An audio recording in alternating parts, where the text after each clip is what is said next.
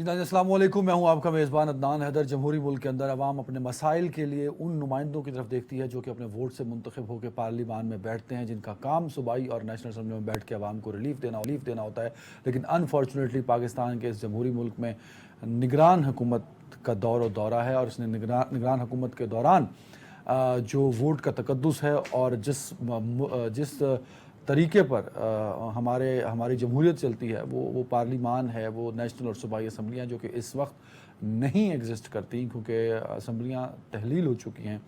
اور افسوسناک بات یہ نہیں ہے کہ بجلی کے بل پھاڑے جا رہے ہیں، مہنگائی آسمان کو چھو رہی ہے۔ آف کورس یہ بہت افسوسناک بات ہے، لیکن اس سے بڑی جو المناک اور افسوسناک بات ہے وہ یہ ہے کہ نگران حکومت کے دوران جو 90 دن میں الیکشن ہونے تھے as per constitution of Pakistan, وہ ہوتے ہوئے دکھائی نہیں دے رہے۔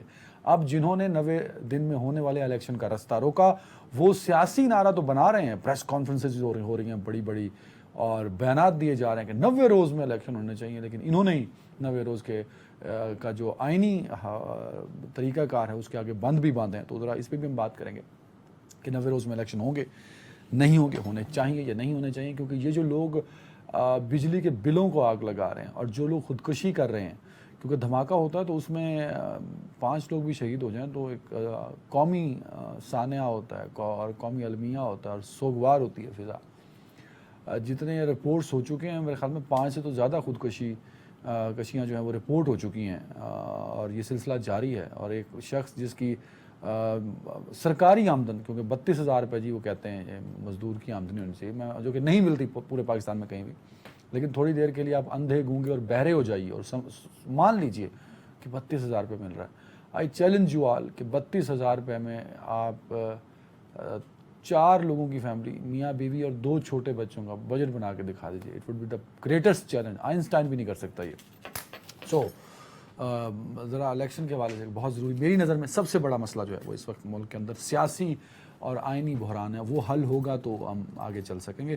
اور اس پر گفتگو کے لیے پروگرام کے پہلے حصے میں مجھے جوائن کیا، تینوں سے ہمارے ساتھ ہوں گے، 3 ڈفرینٹ ٹاپک ہیں۔ سلمان عابد صاحب نے سینئر صحافی ارتجا صاحب، بہت شکریہ وقت دینے کے لیے۔ تحریک انصاف کے وکیل اور سینئر ماہر قانون شیر افضل مروت صاحب ہیں ہمارے ساتھ، سر آپ کا بھی بہت شکریہ وقت دینے کے لیے۔ پاکستان مسلم لیگ نون سے رانا احسان افضل صاحب ہیں، رانا صاحب آپ کا بھی بہت شکریہ وقت دینے کے لیے۔ شیر افضل صاحب شاید ابھی جوائن نہیں کیا انہوں نے۔ سب سے پہلے سلمان عابد صاحب، سر 90 روز میں انتخابات ہونا تو یہ چاہیے تھا کہ ہم بڑے کانفیڈنٹ ہوتے، کیونکہ ہم ایک آئینی اور جمہوری ملک میں رہتے ہیں، کہ 90 روز میں ہی الیکشن ہوں گے، بٹ نہیں، وی آر ناٹ کانفیڈنٹ سر۔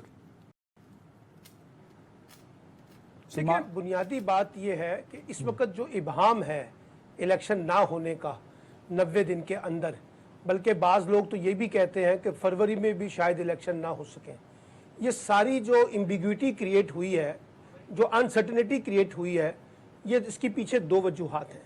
ایک وجوہات تو یہ ہے کہ مشترکہ مفادات کونسل کے اندر بیٹھ کے سابقہ حکمران اتحاد نے یہ بیٹھ کے طے کیا کہ نئی مردم شماری کے نتائج کی بنیاد پر انتخابات ہوں گے، اور یہ باقاعدہ سہولت کاری یا یہ فیصلہ کر کے خود ہی الیکشن کمیشن کو موقع دیا کہ وہ الیکشن کی تاریخ کے بارے میں اس کو لمبا کر دے اور ایک جواز اس کا بن جائے۔ اور اس کی دوسری وجہ جو ہے وہ سیاسی ہے، اور سیاسی وجہ یہ ہے کہ اس وقت جو حکمران اتحاد تھا سابقہ، وہ یہ سمجھتا تھا کہ الیکشن فوری طور پر ان کو سوٹ نہیں کرتے، کیونکہ پرفارمنس اس وقت ایسی نہیں ہے کہ جس کی بنیاد پر الیکشن میں جایا جا سکے۔ اب آپ دیکھ لیجئے جس طریقہ کا احتجاج ہو رہا ہے بجلی کی قیمتوں کے حوالے سے، یہ تو صرف بجلی کی قیمتوں تک محدود ہے نا، لوگ تو ڈیزل کے بارے میں، پیٹرول کے بارے میں، ادویات کے بارے میں، اوورال مہنگائی کے بارے میں، جو معاشی بدحالی ہے اس کے اوپر پریشان ہے۔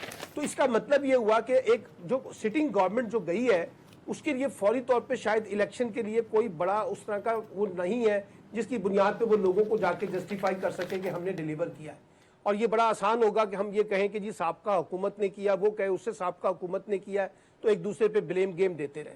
اچھا، اب مسئلہ یہ ہے جو بڑی امپورٹنٹ بات ہے کہ الیکشن کمیشن جو ہے وہ یہ کہتا ہے کہ میں خود مختار ادارہ ہوں اور الیکشن کی تاریخ دینے کا میں مجاز ہوں، یہ صدر کے پاس اختیار نہیں ہے۔ اچھا، اب مسئلہ یہ ہے کہ پنجاب اور خیبر پختونخوا کے بھی الیکشن نہیں ہو سکے، لیکن بہت سے دوستوں نے یہ کہا تھا کہ جناب نیشنل الیکشن میں کوئی ایمبیگوٹی نہیں ہے، یہ 90 روز کے اندر ہی ہوں گے، اور حکومت بھی یہ کہتی تھی 90 روز میں ہی ہوں گے۔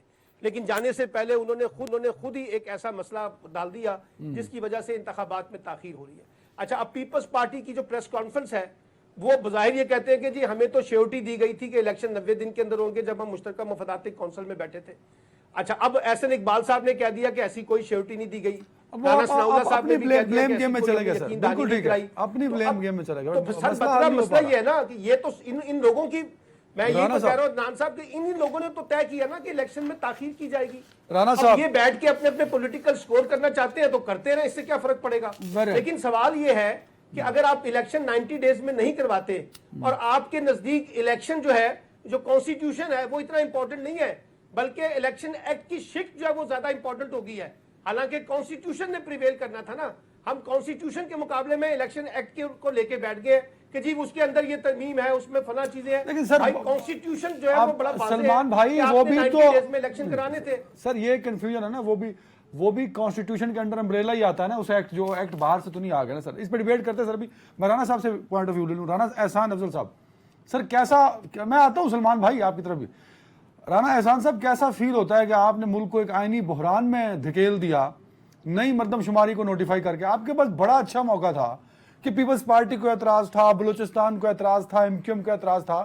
بھائی آپ وہ مردم شماری جو ہے وہ کسی اور چکر میں ڈال دیتے, وہ آگے ڈیلے ہو سکتی تھی. آپ نے 16 مہینے پہلے عمران خان کی حکومت گرا کے وہ سارا ملبہ ان کا اپنے سر رکھ لیا. پھر جاتے جاتے پھر آپ نے ایک نیا آئینی بحران کا ٹوکرا اپنے سر رکھ لیا. تو اتنے بڑے بڑے ڈیر کیوں کر رہے ہیں سر آپ؟ بسم اللہ الرحمن الرحیم.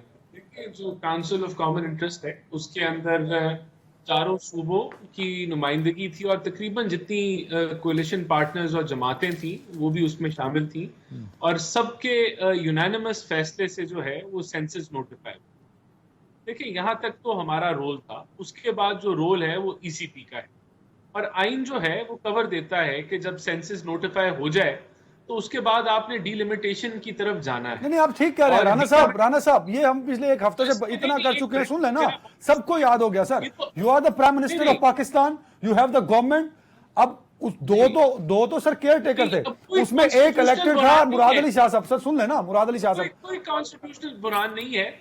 اب یہ اگر آپ بنانا چاہیں تو وہ بنا لیں, ڈی لمیٹیشن کا پروسیس مکمل ہوگا اور ہم الیکشنز کی طرف چلے جائیں گے. رانا صاحب, فیصلہ آباد میں جو بندہ بجلی کے بلوں کو آگ لگا رہا ہے وہ نگران حکومت سے تو سوال کرنے کا مجاز ہی نہیں, وہ تو منتخب نمائندوں سے مجاز تھا. 90 روز میں الیکشن ہو جاتا تو یہ سارے مسئلے حل ہو جانے تھے. اب تو لٹک گئے نا سارے مسئلے سر.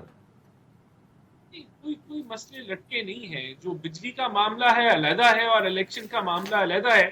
آئین کے اندر سمپل یہ پروسیس موجود ہے کہ ڈی لمیٹیشن جب نوٹیفائی ہو جائے, ڈی لمیٹیشن ہونی ہے اور پھر آپ نے الیکشنز میں جانا ہے, تو قطعی طور پہ کوئی آئینی بحران نہیں ہے. ہاں, سب کی ڈیمانڈ ہے کہ ڈی لمیٹیشن پروسیس آپ جلدی مکمل کر لیں اور پھر الیکشن کی طرف چلے جائیں. یہ اتنی ہی سمپل سی بات ہے. نہیں سر, 90 روز میں تو الیکشن نہیں ہو رہے نا. آئینی ضرورت تھا 90 روز میں الیکشن ہونا, وہ ڈی لمیٹیشن کی وجہ سے اب رک گئے. اب وہ معاملہ پھر کورٹ میں چلا جائے گا. پیپلز پارٹی نے بول دیا, JUI نے بول دیا, PTI نے بول دیا, کیونکہ وہ سب آئین کے ساتھ کھڑے ہو گئے. آف کورس میں بطور پاکستانی شہری میں اس ایکٹ کو under umbrella of that constitution ہی سمجھتا ہوں سر. بٹ کہیں نہ کہیں معاملہ پھر کورٹ میں چلا جائے گا تو 90 روز تو نکل گئے. سوال میرا وہی ہے آپ سے. نہیں, بات دیکھیں, بات یہ ہے, یہ تو اب ہر ایک کا موقف ہے نا. لیکن آئین کیا کہتا ہے؟ آئین یہ کہتا ہے کہ الیکشن کمیشن آف پاکستان نے ڈی لمیٹیشن کرنی ہے. اس نے اسکیڈول جاری کر دیا ہے. وہ 14 دسمبر کو وہ اپنا ڈی لمیٹیشن کا پروسیس مکمل کر رہا ہے. اس کے 60 دن بعد الیکشن ہو جانے چاہیے. اس میں کیا چیز ان کلیئر ہے؟ اگر جماعتیں سمجھتی ہیں کہ 90 دن کے اندر الیکشن ہونے اور ڈی لمیٹیشن نہیں ہونی, وہ ایک آئینی عمل نہیں ہے, وہ نہیں ہونا, تو اگر عدالتوں میں چلے گئے تو عدالتیں اس کا فیصلہ کر دیں گی. سر ویری رائٹ. شیر افضل صاحب, سر اس وقت آئینی اور وقتی ضرورت تو الیکشن کا ہونا ہے. کیا 90 روز میں الیکشن ہوتے دکھائی دے رہے ہیں؟ رانا صاحب تو کہہ رہے ہیں کہ ہو سکتے ہیں 90 روز میں الیکشن ڈی لمیٹیشن کے ساتھ ساتھ. شیر افضل صاحب, شیر افضل صاحب ہیں ساتھ؟ احسن صاحب نہیں ہے. سلمان عابد صاحب, رانا صاحب نے تو مسئلہ حل کر دیا کہ وہ 90 روز میں الیکشن ہو سکتے ہیں ود دا ڈی لمیٹیشنز. اب اس کو بھی 15 دن ہو چکے ہیں ویسے. 15 दिन 90 रोज में से गुजर ये गए। बात ये है, अपना अदनान हैदर साहब, इलेक्शन कमीशन वजाहत कर चुका है, उसने बता दिया है कि 90 दिन के अंदर इलेक्शन नहीं हो सकते। इलेक्शन कमीशन का ऑफिशियल बयान सामने है, उन्होंने कहा है कि डिलिमिटेशन पहले होगी, उसके बाद जाके इलेक्शन का प्रोसेस स्टार्ट होगा। तो अब राणा साहब जो मर्जी कहते रहे, इलेक्शन कमीशन तो वजाहत कर चुका है कि ये इलेक्शन जो है डिलिमिटेशन के साथ होंगे, और ये कम अज कम खुद बताया है उन्होंने कि फरवरी से पहले मुमकिन नहीं है। सर वेरी इलेक्शन राइट, तो वेरी चलेगा राइट। ना शेर आगे। अफजल साहब आ तारीख गए। तो हो शेर गई अफजल ना। साहब, सर इलेक्शन 90 रोज में ना हुए तो अदालतों में चले जाएंगे, पीटीआई समेत कई पार्टीज का ये मौकफ है। अगर मामला अदालतों में चला गया, क्योंकि इलेक्शन कमीशन की वजाहत के बाद तो ये तय है कि 90 रोज में इलेक्शन कमीशन तो नहीं करवाना चाहता election, because they are more focused on delimitation, उसके लिए उन्हें वक्त चाहिए। तो मामला अगर कोर्ट में ही जाना है, तो क्या आपको लगता है कि कोर्ट इस पोजीशन में होगी कि 90 रोज में इलेक्शन हो पाए इस मुल्क के अंदर? जी बहुत शुक्रिया। पहली बात तो ये है, आर्टिकल 224 के तहत 90 दिन में इलेक्शन कराना जो है ये कॉन्स्टिट्यूशनल मैंडेट है। दूसरी बात इस हद तक सही है कि एक दफा जब सेंसस नोटिफाई हो जाए कैबिनेट से, इसके बाद जो है जो हल्का बंदियां हैं, डिलिमिटेशन, वो कॉन्स्टिट्यूशनल रिक्वायरमेंट है। अब उसके लिए कॉन्स्टिट्यूशन पीरियड प्रोवाइड करता है 4 माह की, जबकि यहाँ पे दूसरी तरफ आर्टिकल 224 प्रोवाइड करता है 90 दिन की।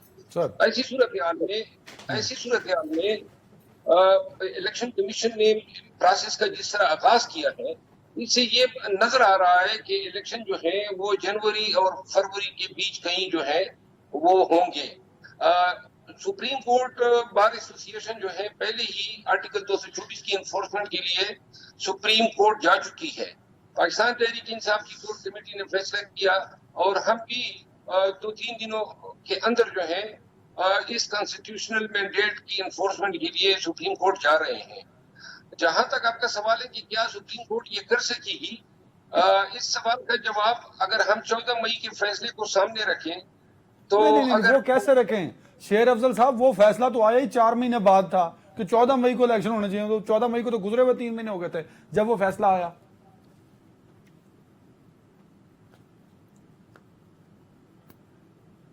आज उनको स्काइप का इशू है। राणा साहब, सर जरा इसको क्लियर कर दें कि delimitation, sorry, council of common interest में, सीसीआई में, ये जो, अच्छा शेर अफजल साहब बोल लें, प्लीज बोल लें सर। मैं ये अर्ज कर रहा हूँ कि 14 मई का फैसला जो है जिस वक्त आया, सुप्रीम कोर्ट उस वक्त डिवाइडेड थी। अभी जब ये पिटीशन डिसाइड होगी तो उस वक्त सुप्रीम कोर्ट में नए चीफ जस्टिस साहब होंगे, और जो डिवीजन है मेरा ख्याल है कि उसका खात्मा हो चुका होगा। तो लिहाजा जब सुप्रीम कोर्ट मुत्तहिद होगी नए चीफ जस्टिस की सरबराही में सर, तो मुझे नजर नहीं आ रहा है कि काजी फाइज ईसा साहब जो है उसके होते हुए कोई भी इदारा, मैं रिपीट करता हूँ, कॉन्स्टिट्यूशनल डिविएशन कर सके। अगर आईन कहता है ये 14 मई का फैसला नहीं होगा, जो भी फैसला होगा पूरे सर एक सेकंड, आपके तज्जिए ने मेरा सारा कैलकुलस खराब कर दिया सर। आप ये बोल रहे हैं कि नए चीफ जस्टिस, वो मेरे ख्याल में 16 सितंबर को शायद आ रहे हैं ना सर? 16 सितंबर को, जिस दिन वो चार्ज संभालते हैं, चार्ज संभालते उन्होंने सारे काम छोड़ दिए और ये वाला काम पकड़ लिया, तो तब 34 दिन गुजर चुके होंगे शेर साहब। तो 34 दिन गुजर चुके हैं, तो 3 दिन तो उनको फैसला देने में हो जाएंगे, तो फिर भी 90 दिन से तो काम निकल गया ना सर। मैं तो फोकस्ड हूँ ऑन 90 डेज शेर साहब। मैं आपकी बात समझ रहा हूँ। नहीं, एक बड़ा इंपॉर्टेंट पॉइंट, कहाँ क़यामत आ रही है राणा साहब? क़यामत कहाँ आ रही है? नहीं, 90 दिन से अगर टाइम गुजर गया, आइन के अंदर जो है डिलिमिटेशन का प्रोसेस भी एक आईनी अमल है, वो भी पूरा होना है। राणा साहब, ये इस मुल्क में कितनी दफा आइन कत्ल हुआ, अयूब खान से शुरू हुआ और मुशर्रफ तक आए। वाकई सही कह रहे हैं, कभी कयामत नहीं आई, लेकिन अब की बार जो गरीब मर रहा है ना, महंगाई के बोझ तले, अब अगर आइन टूटा तो कयामत भी आएगी, जलजला भी आएगा, तूफान भी आएगा और अमवात भी होंगी। सर, हम किसी बड़े बहरान की तरफ बढ़ रहे हैं, और वो बहरान आपके माशी, सियासी, समाजी सब बहरानों को पीछे छोड़ देगा। राणा साहब देखिए, मेरी बात सुने सर।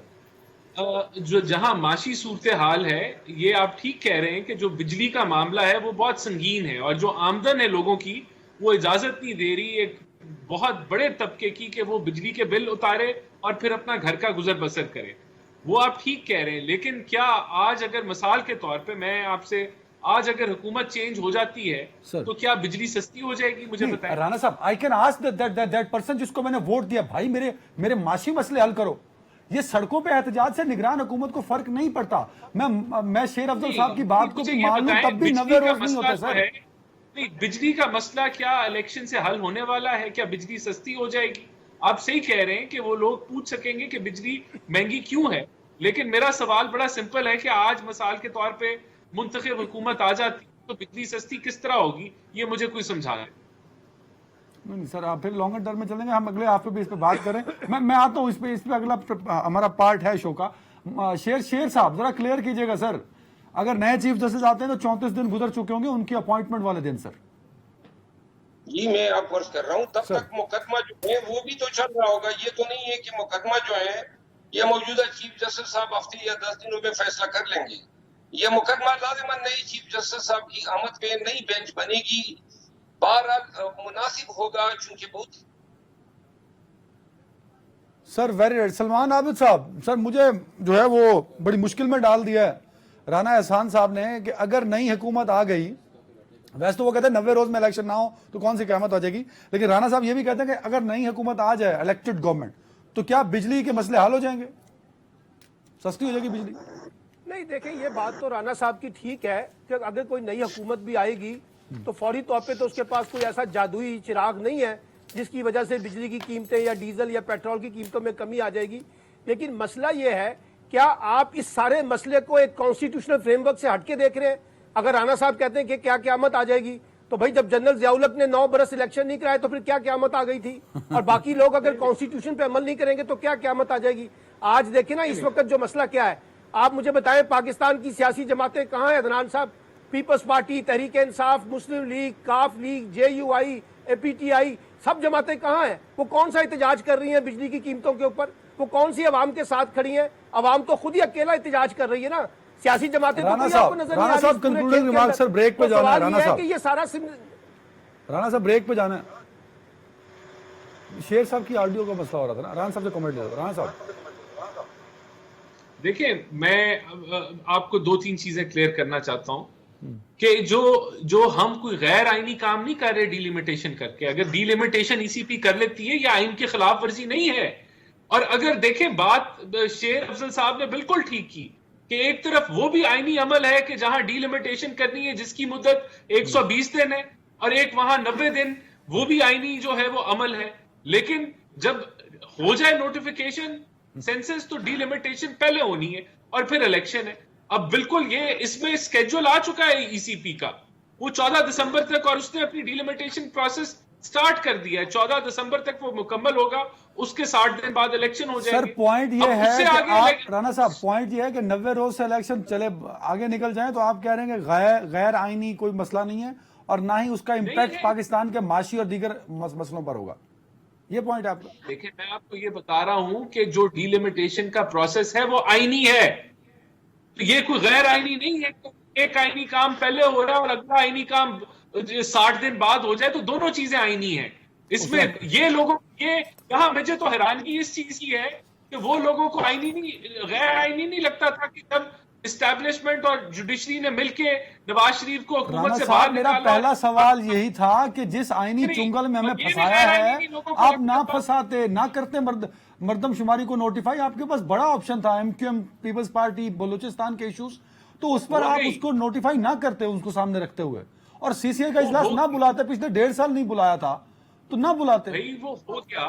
وہ ہو گیا کنسنسس سے ہوا, لوگوں کی ڈیمانڈ سے ہوا. نہیں, دیر 2 صوبوں کی ریپرزنٹیشن نہیں تھی, KPK کی اور بلوچستان کی ریپرزنٹیشن نہیں تھی CCI میں. سر شیر افضل صاحب آپ کی اگر آڈیو ہم تک صحیح سے پہنچ سکے سر, اپنا کامنٹ کمپلیٹ کر لیں. میں یہ عرض کر رہا ہوں کہ CCI میں پنجاب کی بھی ریپرزنٹیشن نہیں تھی, نہ KP کی تھی, کیونکہ کیئر ٹیکر چیف منسٹر ان کا دورانیہ جو ان کا اوتھ لیا گیا تھا, جس آرٹیکل 224 کے تحت ان کی تقرری ہوئی تھی, وہ میعاد تھی 90 دن کے لیے. ان کے 90 دن کب کے گزر چکے ہیں, ان کی اہلیت اور ان کی آفس کو ہم نے چیلنج کیا ہوا ہے. مقدمہ جو ہے وہ پشاور ہائی کورٹ میں زیر سماعت ہے، جبکہ اس سپریم کورٹ آف پاکستان میں ہے. کونسل کی جو ویلڈ کمپوزیشن ہے وہ بھی ہم نے اٹھائی ہے سپریم کورٹ کے سامنے کہ کیا. البتہ ایک چیز واضح ہے، چیف منسٹر سندھ نے پی ڈی ایم یا پی ایم ایل این کے ساتھ اگری کرتے ہوئے اس سینسس کے لیے فیصلہ کن ووٹ ڈالا. اگر کہ پاکستان پیپل پارٹی جو ہے ایبسٹین کرتی تو یہ سینسس کبھی نوٹیفائی نہ ہوتے. ابھی ان کا بیانیہ یہ آ رہا ہے کہ ہمارے ساتھ وعدہ کیا گیا تھا کہ یہ میں ضابطے کی کارروائی ہے اور اس کا تو یہ basically ignorance of law is no excuse. یہ تو پھر اب بیان بنا نا سر مراول صاحب. پہلے یہ چاہیے تو یہ تھا کہ مراد علی شاہ صاحب اس دن سی سی آئی کے بعد ایک پریس بریف میں یہ بتا دیتے. ایک بریک ناظرین، اور بریک کے بعد بڑھتی ہوئی مہنگائی اور بجلی کے بل.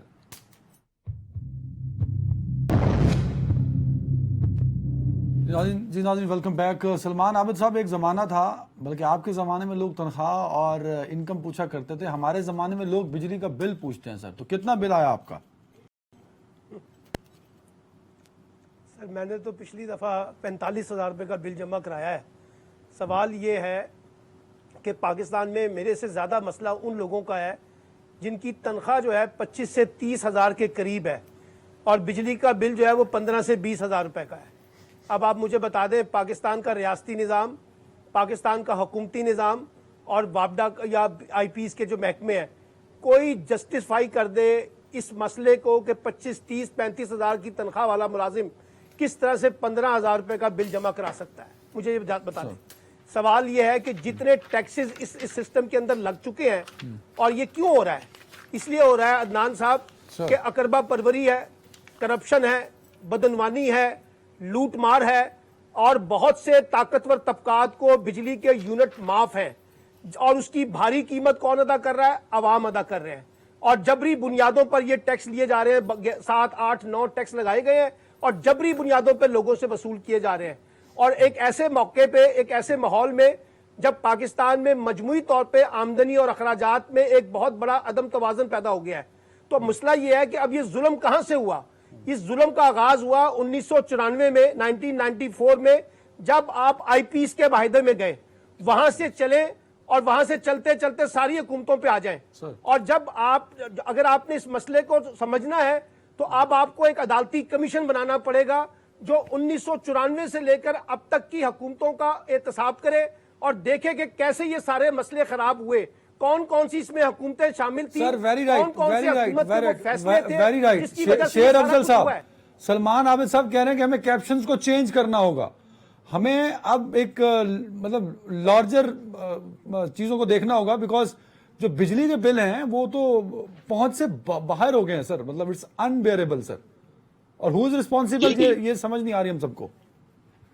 بجلی کے بلوں کے ساتھ میں توانائی کے جو ریسورسز ہیں یا گیس ہیں یا پیٹرول ہیں، اس کی بھی اخراجات سامنے رکھنے چاہیے، کیونکہ اینڈ کنزیومر ان تمام سے پوری طرح متاثر ہو رہا ہے. یہاں پہ آپ اگر گرافکس رکھیں سامنے تو 16 مہینوں میں مہنگائی میں جو اضافہ ہوا ہے، اور بالخصوص سابقہ 4.5 ماہ میں مہنگائی میں جو اضافہ ہوا ہے اس نے ہر پاکستانی کی کمر جو ہے وہ توڑ دی ہے. میں اپنے بل کا ذکر ضرور کروں گا. میرا بل جو ہے اس مہینے میں نے جو ادائیگی کی وہ 2,50,000 روپے ہے. باوجود اس کی 1 لاکھ روپے جو ہے وہ دفتر کا بل آیا، وہاں پہ میں نے سولر سسٹم لگایا ہوا تھا، اس کے باوجود بھی 1 لاکھ روپے مجھے دینے پڑے. اور گھر کا جو بل تھا وہ 1.5 لاکھ آیا. اب یہ اس سے 2 مہینے پہلے میرا بل 56,000 کا آیا تھا. یعنی 56,000 سے ایک دم چھلانگ لگا کے 1,50,000 روپے گھر کا بل ہوا.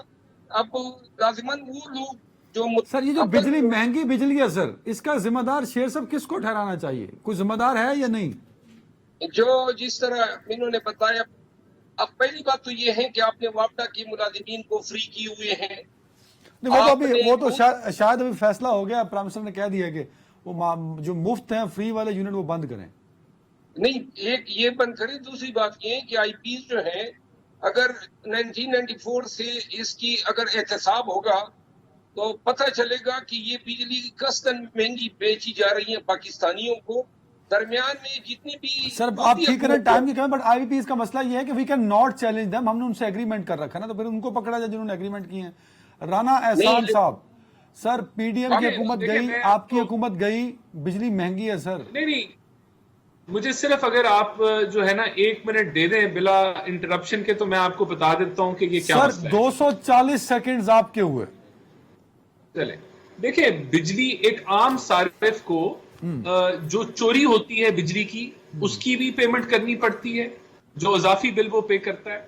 اس کے علاوہ جو لائن لاسز ہیں جو کہ 18-19% پہ کھڑے ہیں پاکستان کے، لیکن انٹرنیشنل سٹینڈرڈ 6% ہے، اس کی بھی اس کو ایڈیشنل ادائیگی کرنی پڑتی ہے۔ جو tax shortfall agriculture sector, retail sector, property اور جو ٹیکس چوری کی جاتی ہے اس کی وجہ سے اضافی ٹیکس پے کرنا پڑتا ہے۔ جو ان ایفیشنسیز ہیں پبلک سیکٹر کی جو پرائیویٹائز نہیں ہو سکی، اس کی بھی ایڈیشنل قیمت ادا کرنی پڑتی ہے۔ یہ ساری وہ ان ایفیشنسیز ہیں جو ایک عام صارف کو ایکسٹرا پیسے پے کرنے پڑتے ہیں۔ اور میں یہاں ایڈمٹ کروں گا کہ چاہے وہ پی ٹی آئی کی حکومت ہو، پی ایم ایل این کی حکومت ہو، پیپلز پارٹی کی حکومت ہو یا ڈکٹیٹرز ہوں، سب نے اپنا رول ادا کیا ہے اس کو کم کرنے کا، لیکن اس کو ختم نہیں کر سکے۔ کسی نے زیادہ کیا، کسی نے کم کیا، میں اس ڈیبیٹ میں نہیں جاؤں گا، لیکن یہ ان ایفیشنسیز کی اگر قیمت کو آپ باہر نکال لیں تو میرے خیال سے کافی بجلی کے ریٹ میں کمی آ جائے گی۔ باقی جو بجلی کا ریٹ مہنگا ہے وہ میں نہیں سمجھتا، میں عدنان آپ کو اپنا جینوئن اوپینین دے رہا ہوں۔ ہم آئی پی پیز کی بات کرتے ہیں کہ معاہدے خراب تھے، یہ تھے، غلط ہوئے، آپ بہتر معاہدہ کر کے دکھا دیتے۔ آج تک جس ملک میں ایک سیکیورٹی کی سچویشن ہو، جس ملک میں رانا صاحب دیکھیں نا، سلمان عابد صاحب نے حکومت کی، سر سن لینا، میں انٹرپٹ اس لیے کروں کہ ایک 240 سیکنڈ گزر چکے۔ میں ایڈیشنل سوال تو لے لیں سر، نہ شیر صاحب حکومت میں رہے، نہ سلمان صاحب رہے، نہ عدنان حیدر رہا۔ سر بات یہ ہے پاکستان دنیا کا واحد ملک ہے جو پیٹرول اور ڈیزل پہ بجلی بناتا ہے۔ سر خدا کا نام لیں تو یہ پالیسیز گورنمنٹ نے بنانی تھی نا سر، جو لوگ گورنمنٹ میں رہے ان کی پالیسیز ہیں۔ جواب سن لینا سر، اس کا جواب میں یہ کہوں گا کہ پی ایم ایل این نے اپنے دور حکومت میں سب سے زیادہ لائن لاسز کم کیے اور تھیفٹ کو کم کیا۔ ہم نے ایل این جی اور کول کے پلانٹ لگائے جو اس وقت کے سستی بجلی بنانے والے ذریعے تھے، شارٹ ٹرم میں وہی کر سکتے تھے۔ اگر پی ایم ایل این کا اپنے مقابلہ کرانا ہے ڈیمز کے اوپر، چاہے محمد ڈیم ہو، داسو ڈیم ہو، باچا ڈیم ہو، نیلم جیلم ہو، آپ کمپیریزن نکالیں کہ کتنی فنڈنگ ہم نے اپنی دور حکومت میں کی، کتنا وہاں ادھر بہتری آئی ان ڈیمز میں کمپیئر ٹو باقی جماعتوں کے، تو ہم آگے ہی ہوں گے۔ لیکن میں آپ سے اوور آل بات کر رہا ہوں، میں اس ڈیبیٹ میں نہیں جانا چاہتا تھا عدنان۔ میں یہ آپ نے سوال پوچھا ہے تو میں نے جواب دیا ہے، میں یہاں نہیں جانا چاہتا تھا، میں اوور آل پرابلم کو آئیڈینٹیفائی کرنا چاہتا ہوں۔ سر بریک پہ جا رہے ہیں ناظرین، بریک پہ جا رہے ہیں۔ اگر آپ کا بل 25,000 کا ہے تو اس پہ 18,000 پہ ٹیکس لگے ہوتے ہیں، 18 ٹائپ کے ٹیکس ہیں اس بل کے اوپر۔ ایک بریک پہ جا رہے ہیں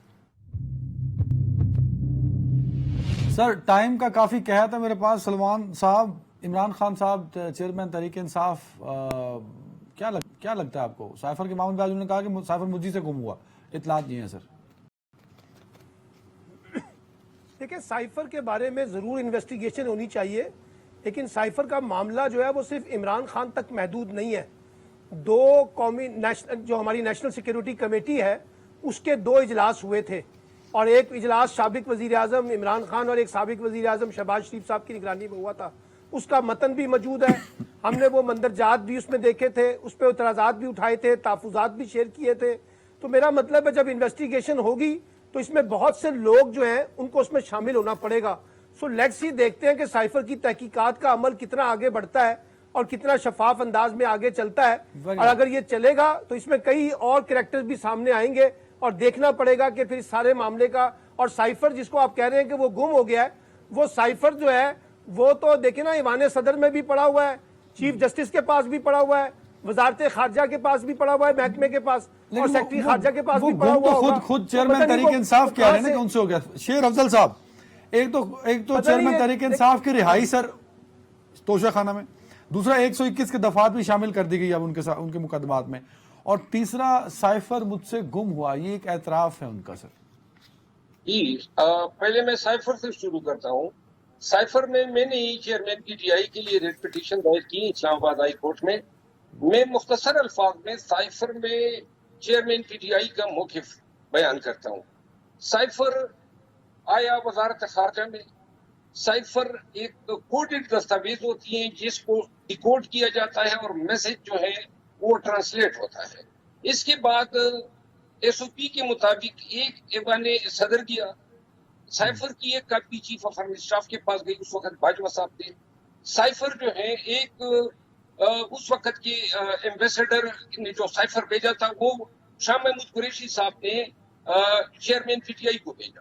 چیئرمین پی ٹی آئی نے سائفر کیبنٹ کے سامنے پیش کیا. انہوں نے اس کو ڈی کلاسیفائی کیا کیونکہ اس کے متن سے جو میسج آ رہا تھا وہ ساورنٹی, پاکستان کی ساورنٹی. نہیں سر, ٹائم کم ہے. شیر صاحب, اعتراف چیئرمین تحریک انصاف کا ہے کہ مجھ سے گم ہوا ہے سر. نہیں, سائفر نہیں گم ہوا ہے نا, یہ سمجھنے کی کوشش کریں. سائفر تو وہ کوڈڈ ورژن دستاویز ہے جو وزارت خارجہ میں very right, content, the content of that cipher جو ان سے گم ہو گیا سر. میری عرض سنیں, وہ نہ کسی نے سرٹیفائی کیا ہوتا ہے. اس کی آپ 100 کاپیاں نکالیں یا 1000 کاپیاں نکالیں. دوسری بات یہ وزیر اعظم پاکستان کا کام ہے کہ اپنے دفتر میں وصول شدہ دستاویزات جو ہیں وہ ان کے دراز بند کر کے پھریں. یہ اس کے حوالے سے انہوں نے اعظم خان کو گواہ بنایا. اعظم خان جو کہ بنیادی طور پر اس کی سیکیورٹی کا ذمہ دار تھا, انہوں نے اپنا ملبہ جو ہے چیئرمین پی ٹی آئی پہ ڈالا ہے. ہم سائفر کے کیس کو کنٹیسٹ کر رہے ہیں, لیکن یہ سائفر پہ پہلے گورنمنٹ کا موقف علیحدہ تھا. انہوں اس وقت سر ویری رائٹ, ٹائم کم ہے میرے پاس. Very right. رانا احسان صاحب, مجھے افسوس اس بات کا ہے کہ 2018 میں نواز شریف دور سے باہر تھے اور لگتا ہی ہے کہ لگتا ہے کہ اب تو ہو گئے, اب حالات کیا ہوں گے. چیئرمین تحریک انصاف الیکشن کی دور سے باہر ہے سر. آپ جو آپ کے ساتھ 18 میں ہوا وہی 23-24 میں چیئرمین تحریک انصاف کے ساتھ ہو رہا ہے. بالکل بالکل ایسے نہیں ہے. ہمارے ساتھ تو جوڈیشری جو ہے اور اسٹیبلشمنٹ نے مل کے یہ کیا. عمران خان صاحب کو نو کانفیڈنس کے ذریعے ایک آئینی طریقے سے نکالا گیا. انہوں نے یہ طے کیا کہ جھوٹ بول کے امپورٹڈ حکومت کی سازش کر کے وہ ایک جھوٹا بیانیہ بنائیں گے میر جعفر میر صادق کا, اور جو نفرت کے بیج انہوں نے بوئے جس کا نتیجہ یہ نکلا کہ یہاں جو ہے وہ ملک کے اندر افراتفری پھیلی اور پولرائزیشن ہوئی, وہ اس کے ہتھے چڑھے.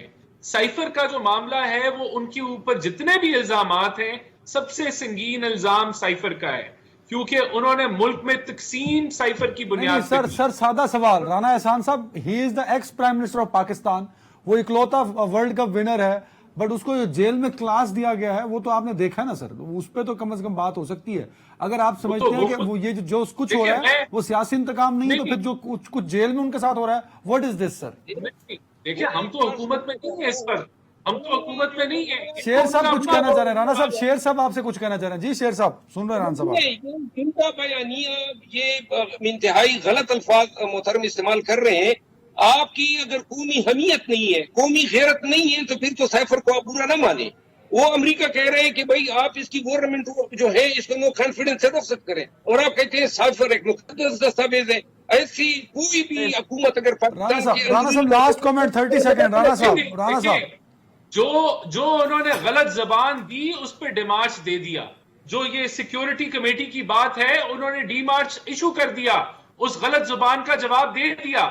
جو اس کے اوپر بیانیہ بنایا گیا کہ یہ امپورٹڈ حکومت ہے, یہ نافذ کی گئی یہ امریکن سازش ہے, وہ جھوٹ تھا, وہ بے نقاب ہو گیا. وہ عمران خان 200 جو انٹرنیشنل انٹرویو دیے, کسی ایک انٹرویو کے اندر انہوں نے یہ اس چیز کی تسلیم نہیں کیا کہ وہ عالمی سازش تھی. اس سے وہ بھاگ گئے, اس الزام سے وہ خود مکر گئے.